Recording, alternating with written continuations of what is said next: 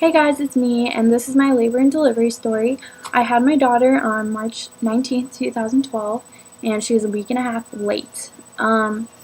So it all started on March 16th, and I started having contractions at 10 o'clock that night, and the gym closed at 11. So me and my mom went to the gym, and we went swimming. So I treaded water for a while, and I swam a few laps. Yes, 41 and a half weeks, and I'm swimming laps. Talk about mission get baby out. Anyway, so I went to the bed that night, and on St. Patrick's Day, I was having contractions all day. So I went shopping. I went to our BX, and then I went to Target. And then we went out to eat, and I had my corned beef and cabbage, of course. And then we had a friend over for dinner that night.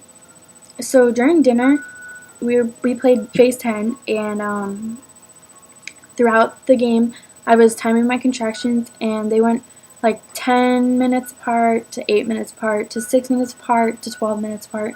Like, they were just totally inconsistent, but they were coming a lot more frequently. So I tried not to get too excited because people have contractions for like weeks at a time before their baby even comes.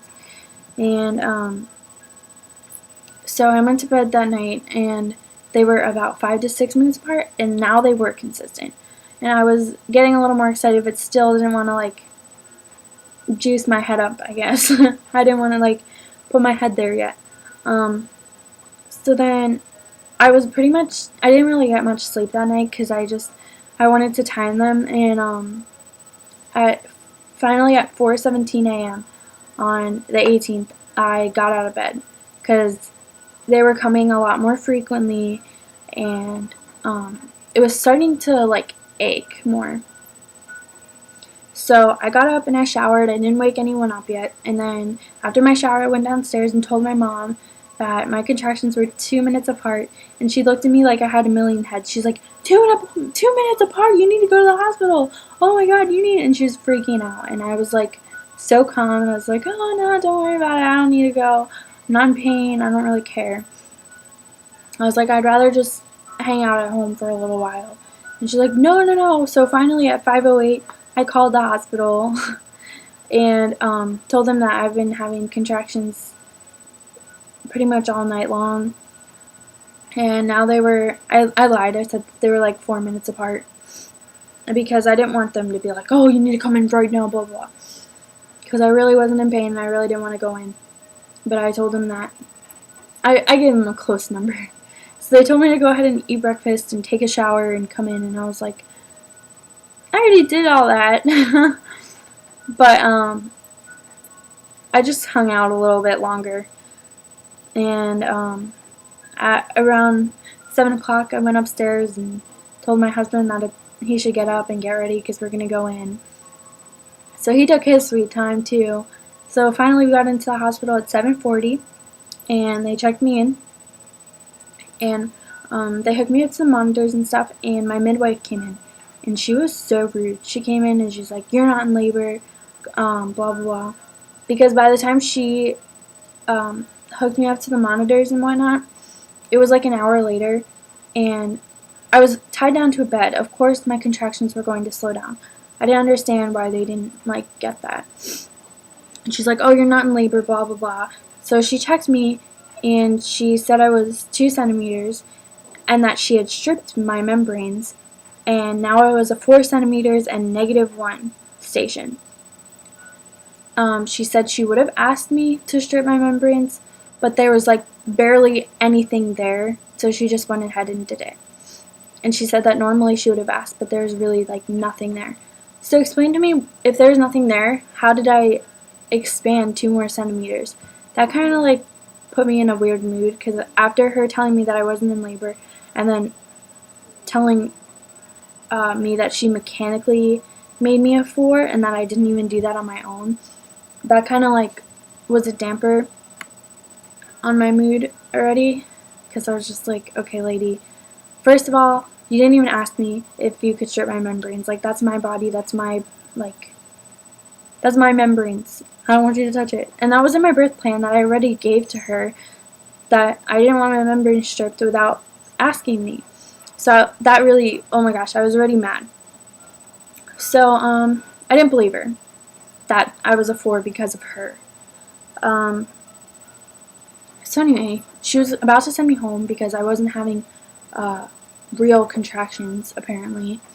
But she did an ultrasound and found out that my baby's fluids were low, like the fluid surrounding my child was low because I was so overdue.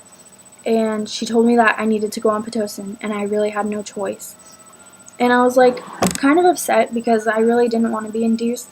So I tried to get her to let me walk around a little bit to see if my contractions will speed up, and she was like, oh no, that's totally against medical advice, you'd have to sign waivers, I'd have to discharge you and stuff like that. So me, my doula, my mom, and my husband, that's who was all there, we all sat and talked about what we were going to do because I really wanted to walk around.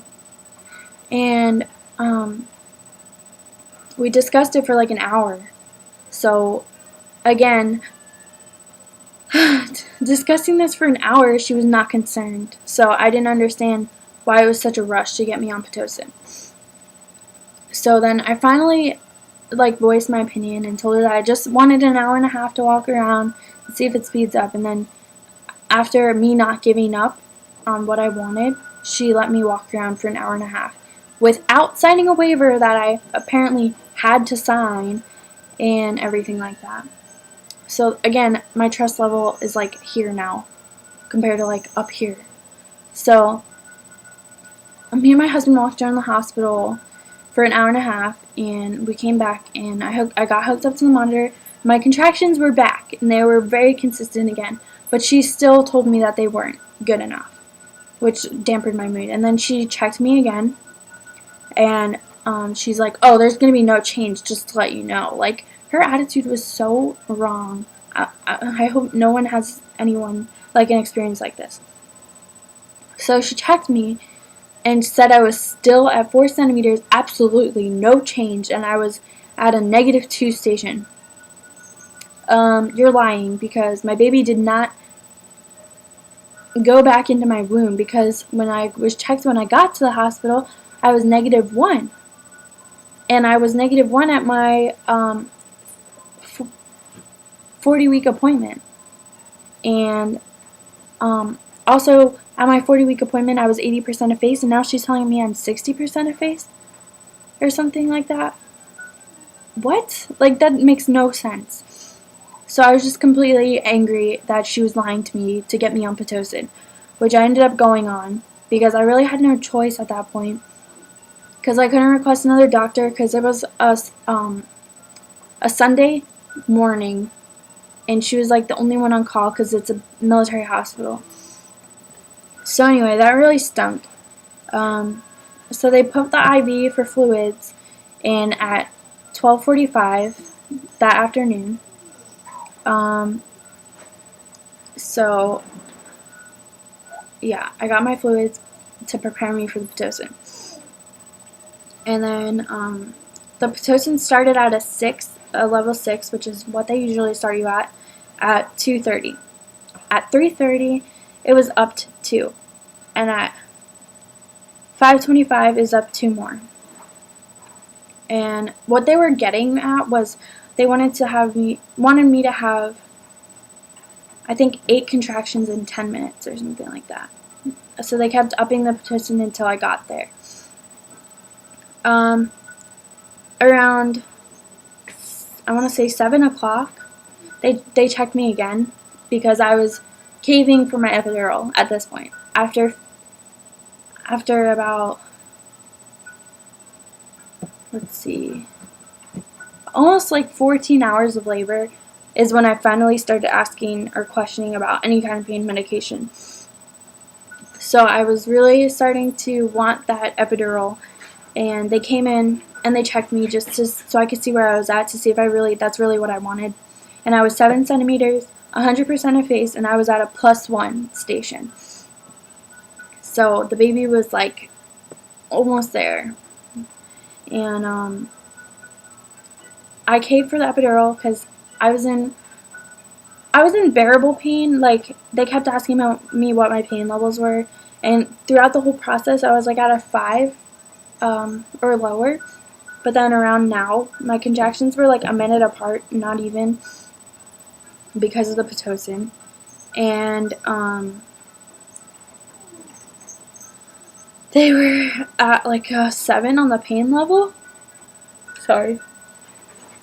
And I was really scared to know what it felt like to like actually push the baby out if I was in that much pain. Already, I didn't want to get to 10 because 10 is like my all-time high, and I really did not want to get there. Because I can't even imagine what that feels like. I've never experienced my 10, but yeah. So I got the epidural at 7:30 p.m. after 15 hours of unmedicated labor. And then at 11:15, my water broke on its own. Thank God. And I was checked at 12:06 on March 19th, and I was at 9 centimeters dilated, 100% effaced, and like a +1 station still, but it was like right there for 2. Yeah, she was like right there. So then at 1 o'clock, so I was an hour later, I felt the urge to push. So I got my mom out of the room, and they checked to see where I was, and they were like, okay, you feel the urge to push, you look like you're ready to push. So they got the whole team ready and whatnot, and I had my doula on my left leg and my husband on my right leg, and I started pushing, and then 43 minutes later, my daughter was born, and she was, oh my gosh, it was so funny. The whole time I was pushing, I was like smiling. I was even laughing at one point. Like, it hurt because my epidural only worked on my one side. So I felt I had like half a natural labor because I felt everything on my other side. It sucked, but it was cool because I got to like feel it. So anyway, after she was born, she was lifted right away and put onto my chest, and it was really funny because I was so worried about my bra. I had left my bra, and then I forgot to take it off, and I really wanted it off because I wanted like the skin-to-skin contact, and we were trying to get it off, and I was like, oh, forget it, oh, whatever. So she was put right on my chest even though I had the bra on, but it was really funny because here I am in the middle of my like 30 seconds apart contractions, and I'm like, I gotta take my bra off, and we're all like trying to get it off, but it was a sports bra, so it would have had to go over my head, and all the IVs were hooked in and everything. It was just, oh my god, it was retarded. And then I'm like, oh my god, I have to push, and they're like, okay. Oh, it was so retarded. I wish I had a video camera of that because it was comedic. It really was. So anyway, my husband cut the cord, and they didn't leave her on my chest for long because she was extremely pale, like very, very, very pale. So they got her off me really quick, and they put her onto the little bed thing and cleaned her up as best they could for a minute, and she had to get a like tube down her throat because she had fluid in her lungs. So they were like pumping that out, and she like was having really hard time breathing and stuff like that. So they unclogged her lungs, and she was okay. She was gaining color, but not too much. She was still extremely pale. So they decided to bring her into like the NICU beds.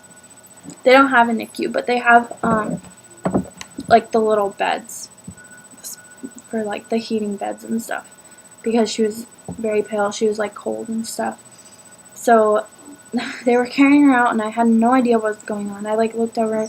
My husband's like, oh my god, and like he was just freaking out because she was so gorgeous and all that. But he wasn't concerned, so that made me feel better. But I wasn't panicking about it until they started taking her out of the room, and my doula was like, can mom see her before she goes? And they're like, no, I really don't think that's a good idea. And I that's when my heart like sank, because I was like, oh my god, what's wrong? Because I really had no idea. I wasn't over there. I had no idea what was wrong with her. They weren't talking to me at all. They were only talking to my husband. So I was like, oh, what's wrong with her? But then they explained everything, and I was okay, and they said she was fine.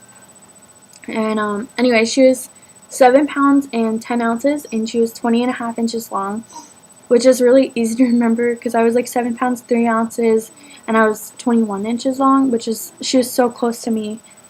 But yeah, it was awesome. It was a really awesome experience. I had a really good time. Other than the beginning issues with my midwife, the rest of the time after I got on Pitocin, she was fine. She was fine. She was dandy. But yeah, it was a really awesome experience, and that's my story. I hope you guys enjoy it, and if you have any questions, feel free to contact me, or leave a comment, message me, whatever. Yeah, that's about it, and in my next video, I'll be introducing Addison and talking a little bit about, oh, I just said her name. Darn. Okay, whatever.